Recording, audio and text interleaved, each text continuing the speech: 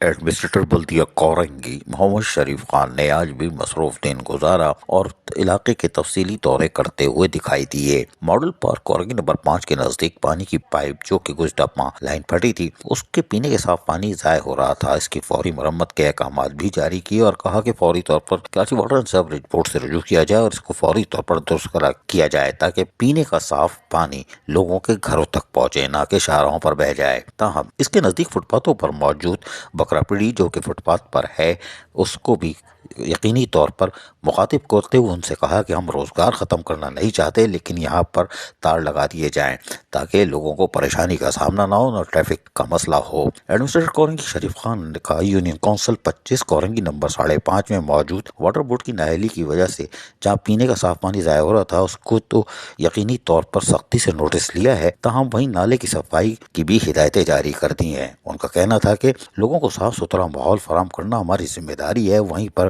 برساتی نالے کی صفائی ستھرائی اور بند نالے کو فوری طور پر کھولنے کے لیے بھی ہدایتیں جاری کی۔ یونین کونسل 25 جمعہ گوٹ پر موجود پلیا کو فوری بنانے کے احکامات بھی جاری کر دیے۔ بعد ازاں یونین کونسل 28 ابراہیم حیدری میں گراؤنڈ میں صفائی اور اس سے متصل نالے کی صفائی کرنے کے لیے بھی ہدایتیں جاری کی۔ یونین کونسل 28 16,000 روڈ پر پڑنے والے گڑھے کو بھرنے کی ہدایت کی، جس کی وجہ سے حادثات ہو رہے تھے۔ اس پر بھی سخت برہمی کا اظہار کیا کہ متعلقہ محکمہ فوری طور پر اس کو بند کرے تاکہ لوگوں کی جان و مال کی تحفظ فراہم کیا جا سکے، جبکہ انہوں نے مختلف علاقوں کے دورے کے دوران بھی افسران کو ہدایتیں جاری کی۔ عزیز عارف، KBS بلدیاتی نیوز، کراچی۔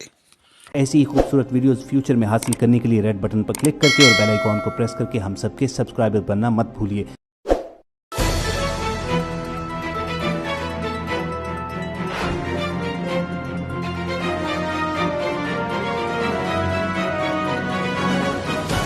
KBS بلدیاتی نیوز۔